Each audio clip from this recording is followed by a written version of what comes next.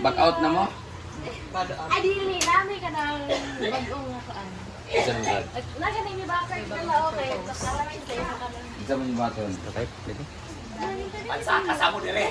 May interview man, ano ka mag-iwan mo tulay? Ma'am, budget na. Sige na, sige na. Saka lang din, ma'am. Sa ilang yung project sa school. Saka mo ba? Dire mo kag is the light man Ate, from USTP saan? Ay, ma'am, ganda. Amo niya ang advisor. Wala ko ilabot. Yes, ma'am. Ayun, ma'am. Ma'am.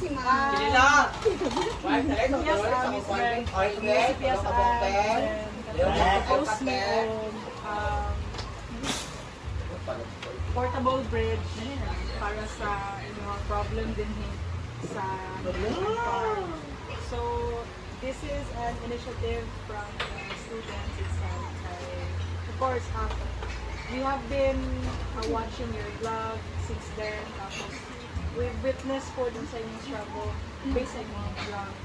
So makita po na mo how resilient you are here dahil despite sa continuous nga ka ng flood bitaw kay lagi po mo ganyan, balik yan. Pero mas sayang mag-work ang inyong effort na iginuo sa gama o katong so mo to siya among gi-base na problem kay sa USTP Magud na extend me o assist sa community. So, we are here, the students of USTP saan, mga ni sila na gusto sila na-upload sila na contribute significantly sa community. So, ito siya.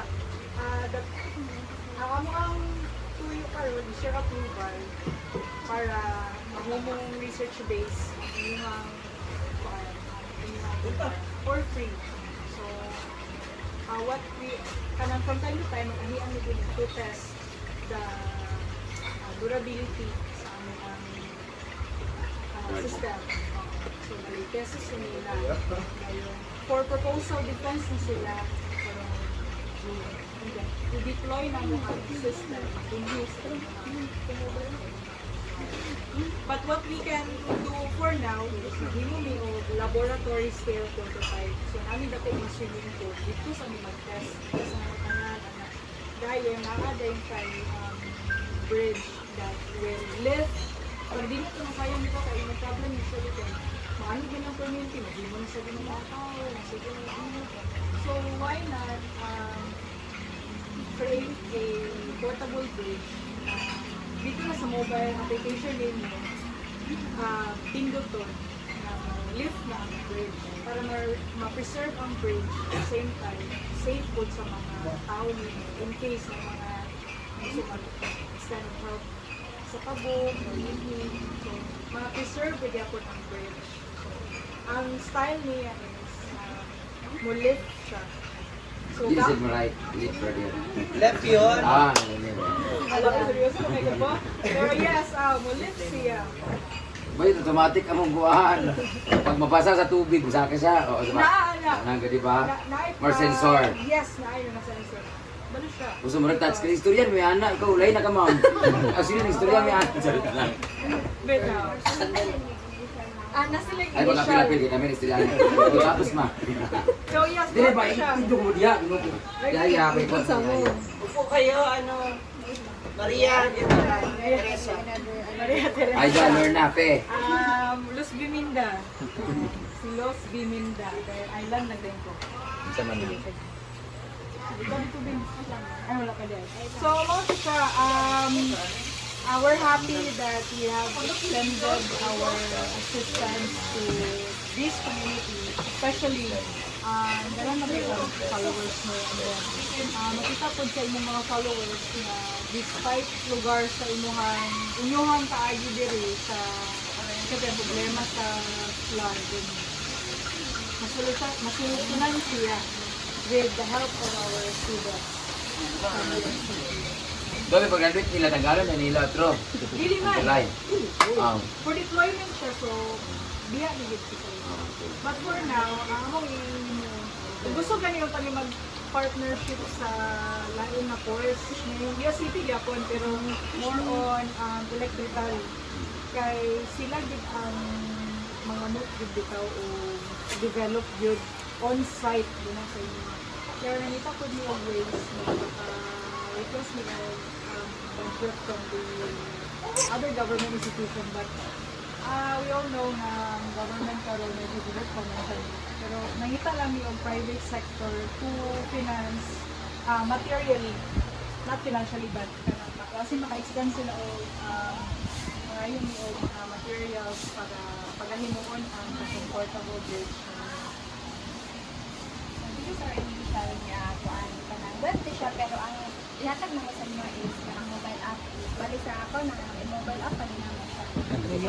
Dani makita dani sa dashboard sa akong water level, ang flood sensor o ang status sa ilang bridge kung naka-lower ba siya up or naka-down ba siya kay makita po siya sa balik mo ang admin sinisbend ang admin sa mo niya ang dashboard. Ang makita po sa user is inani inani ko di lang makita. Ang difference lang is ano siya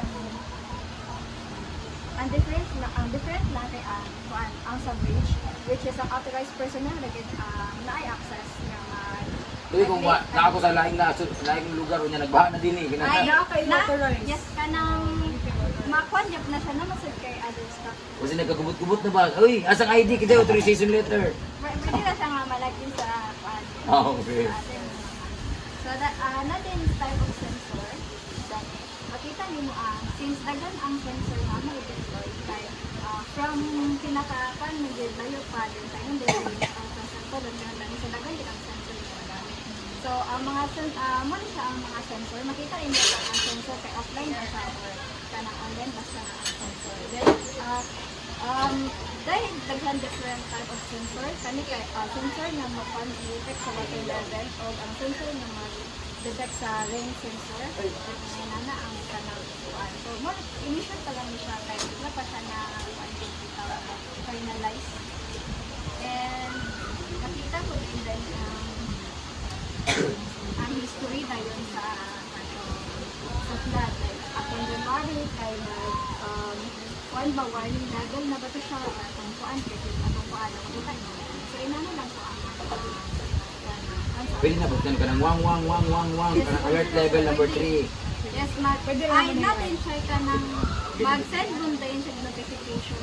In their lugar O wala mga siya ginana sa mag-send pa niyo notification sa user and also sa admin kay like ko ka ng sensor na gikan sa notification na gikan sa sensor i-send niya sa mga application.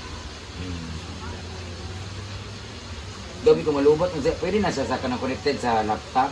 Like sa office gid siya. Kay para sila ang authorized kay. Pwede ka mo nga kung gusto niyo gusto i-mobile app na mo siya or i-web system na. Mura para sa kanang wifi namo ba nga napit kuan sa cellphone nako napit sa among. Okay, pwede siya. Yes, mama. Pero other than that, in the absence of the technology, Okay, kasi brown out ba? naaratay mahilog na kanang switch button. Dito gyud dapit sa Ang switch button ma'am, bisag walay kuryente mo on siya. kana amo ang actually ang goal gid ani kay real time man. So di ba maka-forecast man gyud ang tupatanan nanay bagyo ana pero dili na ko ma-determine ma-predict ang water level sa mga suba diri. So for sure may battery pa ana. Medyo kana pa min na problema pa min anang sa battery na side. Okay. Pwede yung tanamo, mamit na lang o solar. Kaya kato ang Source of energy. Yes, Kaya ako na ko solar diri pero wala pa kay battery. Wala man yung problema kung brown out diri kay. Ang problema na nako din pag brown out gid pag gabi wala gi kuryente kay. okay.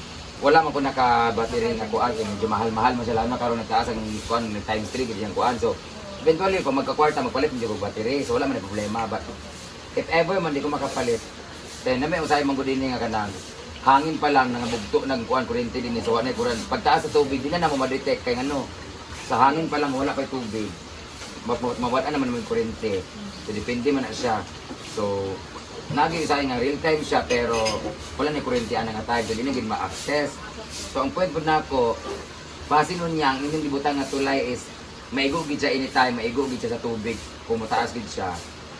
Kung dili siya ma-function, magubang tulay. Unlike sa among gagawa buhaton kay pag maigo siya sa tubig, buhana man siya. Ibalik na pud na mag-ana. So ang akong masuggest is dapat taasan na gid siya.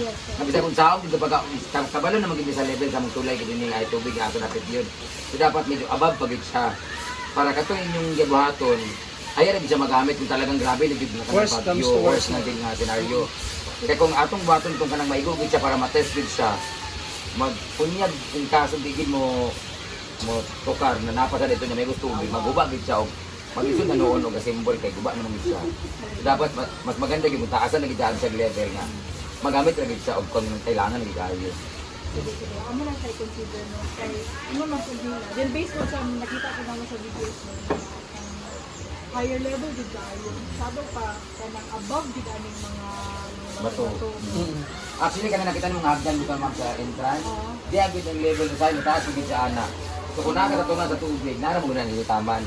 Siguro kung dali ni mo ibutang ang kanang butong-tong kanang tulay na sa tao, di na siya maabot. Kani bitang host nga na pinaka-lower na host. Di na kita man ng tubig mo lambar gid siya. So dapat medyo above lang ana, di na gid may problema. Unta lang gadto na tama ni te. Kuan ta kabalo sa lahat. Nagpa-design ko siya sa architect dito sa sa 11. Kana siya design yun na nakita siya ito list yung amo lang yun amo ang problema karon kay nangita mo ko private sector to supply our materials yun para makasave din sila kay noon nakasalalay po na ilang ang future ang thesis na ito. Pero other than that, ang impact man po na contribute nila sa community and then what satisfies po sa inyong mga staff and of course mungkin ang mga so yes. Ako makakuha ko na makaprovide pa na ever kung kinanglan mo solid concrete din nga material, pwede ko ako na ng mga semento, nga halimbawa pa kinanglan mo sa elevate, ang ilang gila nakatulong kinilang kinanglan ng mga mga kabalo ng gold. Naagin na siya. Pero nag-list kami anak Miss Brand sa components kung saan ang need. Ang amo lang magkakatag lang sa ang mga private sector yun. Ako wala problema ng mga material sa mga bato or mga semento, buhangin, mga material for cement o pag-elevate, wala problema. Wow. Thank you, Miss Brand. Pero tiga, payo lang na tapos i-start ha. Sure. Sinabi pa doon.